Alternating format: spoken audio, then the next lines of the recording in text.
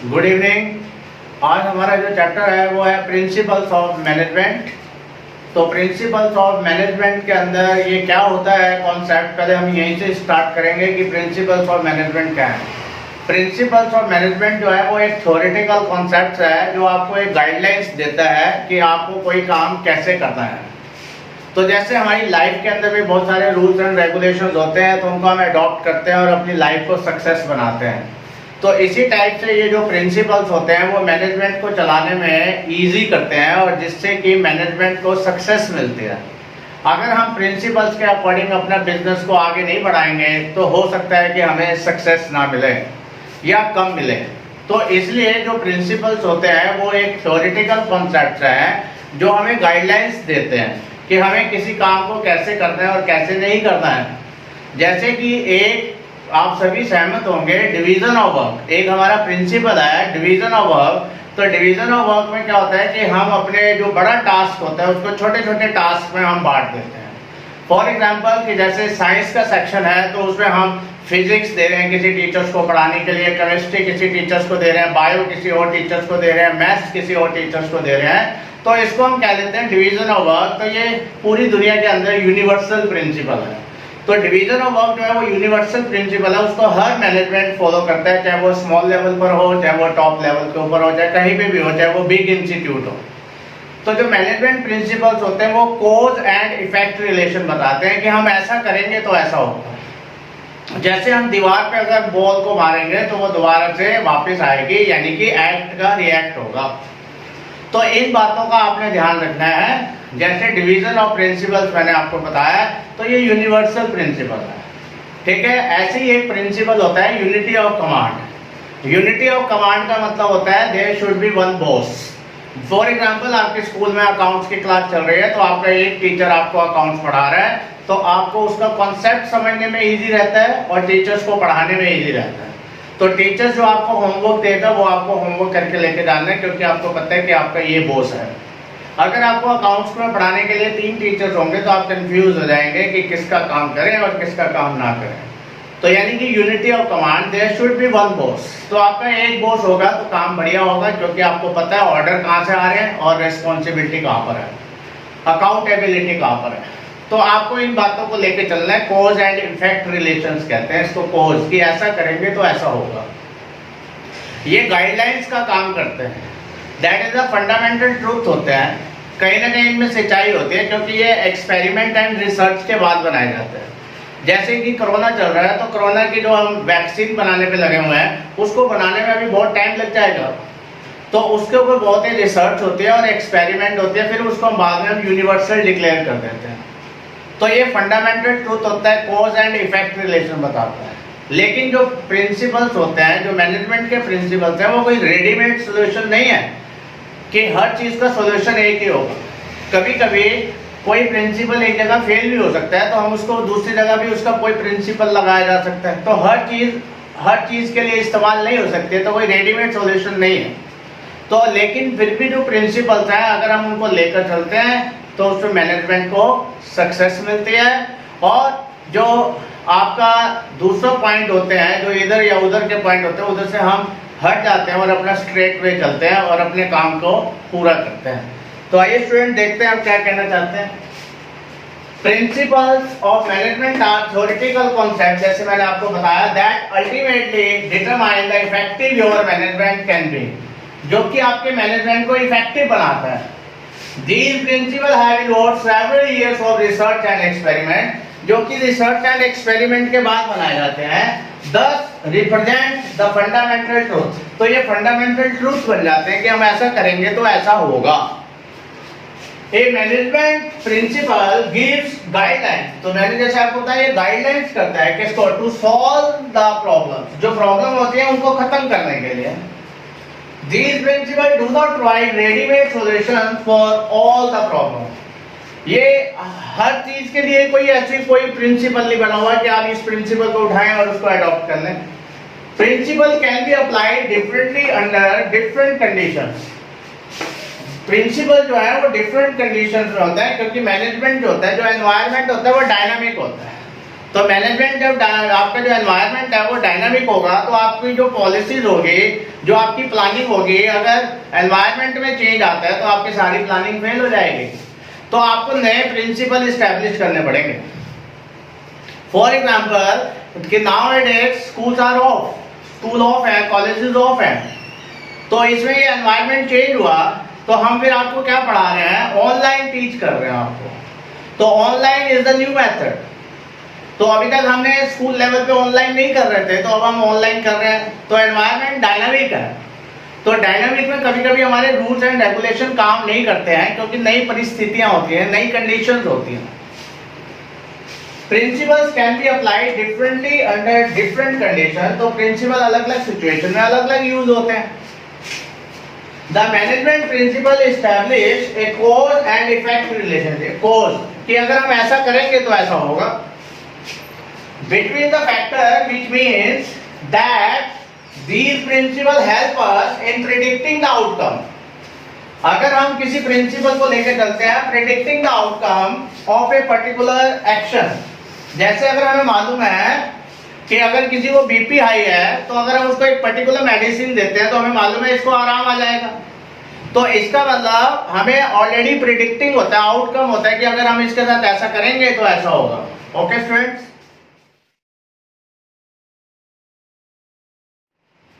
Okay students, अब हम यहाँ पे देख रहे हैं कि आपने जो मीनिंग कर लिया है प्रिंसिपल्स ऑफ मैनेजमेंट का।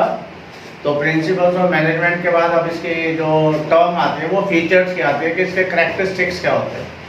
तो जैसे कि ऑलरेडी बात हो गई है कि जो प्रिंसिपल्स होते हैं जो मैनेजमेंट के, वो आपको गाइडलाइंस देते हैं, आपको रूल्स एंड रेगुलेशन बनाते हैं आपकी लाइफ के लिए। तो इसका जो सबसे पहला आपका जो फीचर है वो है आपका यूनिवर्सल। तो यानी कि प्रिंसिपल्स ऐसे होने चाहिए जो यूनिवर्सल अप्लाई हो, ये नहीं कि कहीं पे इस्तेमाल हो रहे हैं और कहीं पे कई जगहों पे जाकर वो फेल हो गए। तो वो हर जगह यूज होना चाहिए। जैसे कि आपका एक प्रिंसिपल है, कौन से वाला, डिवीजन ऑफ वर्क। तो जो डिवीजन ऑफ वर्क है वो यूनिवर्सल प्रिंसिपल है, वो हर जगह अप्लाई होता है। घर पे भी यूज होता है, ऑफिस में भी यूज होता है, मंदिर में भी, गुरुद्वारे में भी, हर जगह होता है, बड़े इंस्टीट्यूट में भी, छोटे इंस्टीट्यूट में भी, चाहे वो स्मॉल ऑर्गेनाइजेशन हो चाहे बिग ऑर्गेनाइजेशन हो। तो उसमें क्या होता है कि जो आपका बिग टास्क होता है that is divided into small parts. तो ये यूनिवर्सल है। सेकंड पॉइंट आ जाता है आपका फ्लेक्सिबिलिटी। जो आपके प्रिंसिपल्स हैं वो फ्लेक्सिबल होने चाहिए।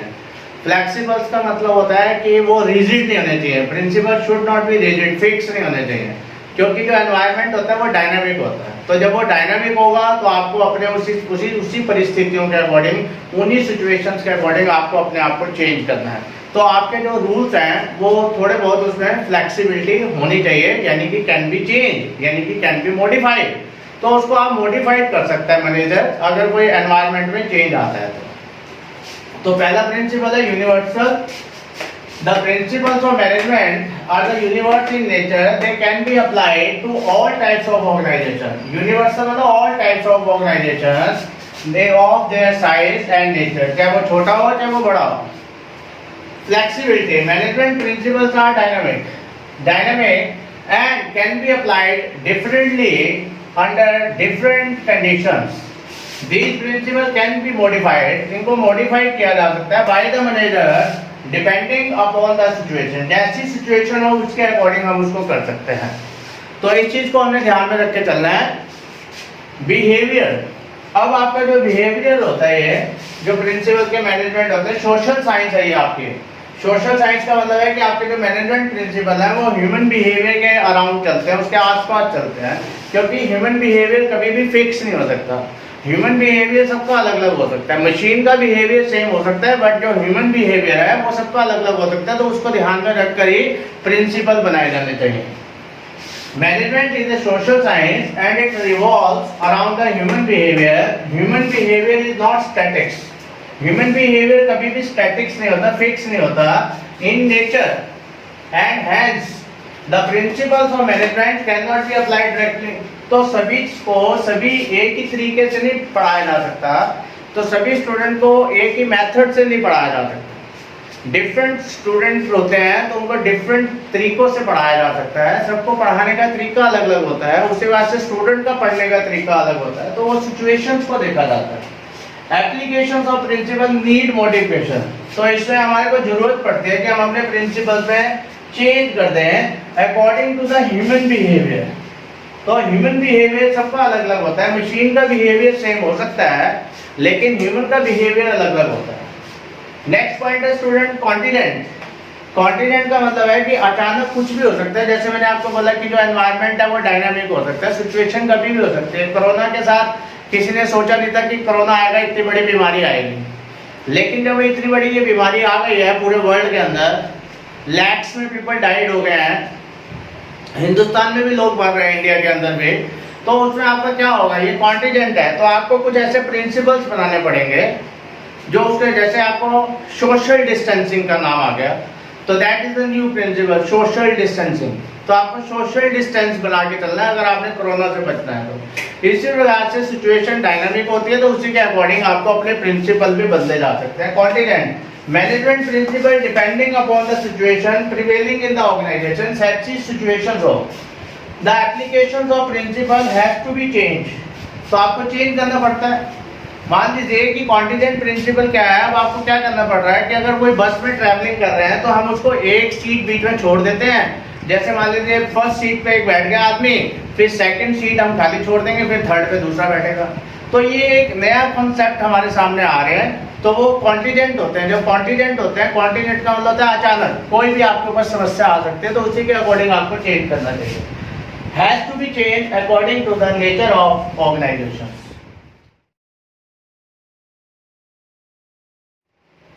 ओके स्टूडेंट, पांचवा जो फीचर है वो है आपके सामने कॉज एंड इफेक्ट रिलेशनशिप। तो मैनेजमेंट प्रिंसिपल्स आपको ये बताते हैं कि अगर आप ऐसा करेंगे तो ऐसा होगा, तो वो एकदम से उसको हम फिर प्रिंसिपल्स बना देते हैं कि अगर जिसमें हमें लॉजिक पता चल जाता है कि ऐसा करने पर ऐसा होगा, ठीक है, तो उसको हम कॉज एंड इफेक्ट रिलेशंस कहते हैं। जैसे मैंने आपको बताया कि division of work and unity of command. Unity of command में मैंने आपको बताया there should be one boss. अगर आपका एक बॉस है तो आपको पता है ऑर्डर कहाँ से आएंगे, और आपको पता है कि आपने कंप्लेंट्स कहाँ डालनी है, राइट, और आपने सजेशंस कहाँ देने हैं, तो ये सारी चीज़ें आपको पता होती हैं। तो जो यूनिवर्सल है वो कॉज एंड इफेक्ट रिलेशन बताता है कि अगर हम ऐसा करेंगे तो ऐसा होगा। तो जैसे कि मैंने आपको पहले भी बताया कि अगर हम एक बॉल होगी, बॉल को दीवार पे मारेंगे तो एक्ट होगा, तो रिएक्ट होगा ही होगा, तो उसको हम कॉज एंड इफेक्ट रिलेशन है। Management principle are based on cause and effect. Cause and effect, which means this principle tells us the effect of a particular principle when applied to a particular situation. For example, किसी का BP high है या BP low है या किसी को और problem है, तो फॉर एग्जांपल किसी का हेडेक हो रहा है, तो हेडेक हो रहा है तो उसका सिर दर्द हो रहा है, तो हम उसको एक टैबलेट दे देंगे पर्टिकुलर, तो उससे हमें पता चलेगा कि इसको 10-15 मिनट में आराम आ जाएगा। तो वो हमें कॉज एंड इफेक्ट रिलेशन है। Result of observation and experimentation. तो जो प्रिंसिपल्स है वो रातों रात में नहीं बन जाते हैं, ओवरनाइट नहीं है कि एक दिन में आपके प्रिंसिपल्स बन गए। तो प्रिंसिपल्स को बनने में सालों की मेहनत होती है, बहुत टाइम लगता है, बहुत ही ईयर्स लगते हैं। तो उसको पहले इम्प्लीमेंटेशन करके देखा जाता है, फिर वो फेल होते हैं, फिर उनको दोबारा किया जाता है, फिर फेल होते हैं, तो फिर कहीं एक जगह जाकर वो रूल्स एंड रेगुलेशन बन पाते हैं। Management principles were not formed overnight and are a result of continuous observation. तो ये कंटिन्यूअस ऑब्जर्वेशन है, लगातार उसके ऊपर आपको कैमरा रखना पड़ेगा, अपनी नजर रखनी पड़ेगी। All the principles of management develop over a period of time. जितने भी मैनेजमेंट के प्रिंसिपल्स होते हैं उनको बनने में टाइम लगता है, कई साल लगते हैं, फिर उसके बाद जाकर वो प्रिंसिपल्स कहलाते हैं। तो these are the 6 प्रिंसिपल्स जो आपके हैं, फीचर्स हो गए, result of observation and experimentation. इसके बाद स्टूडेंट हमारा नेक्स्ट क्वेश्चन आता है कि नीड क्या है इसकी, जो हमारे मैनेजमेंट के प्रिंसिपल है इसकी इंपॉर्टेंस क्या है, तो इसकी नीड क्या है। तो हमारा नेक्स्ट क्वेश्चन है नीड और सिग्निफिकेंस ऑफ मैनेजमेंट प्रिंसिपल्स। तो इसके जो मैनेजमेंट प्रिंसिपल्स हैं इसका क्या है, इसकी इंपॉर्टेंस क्या है, नीड क्या है। साइंटिफिक अप्रोच, साइंटिफिक अप्रोच देता है।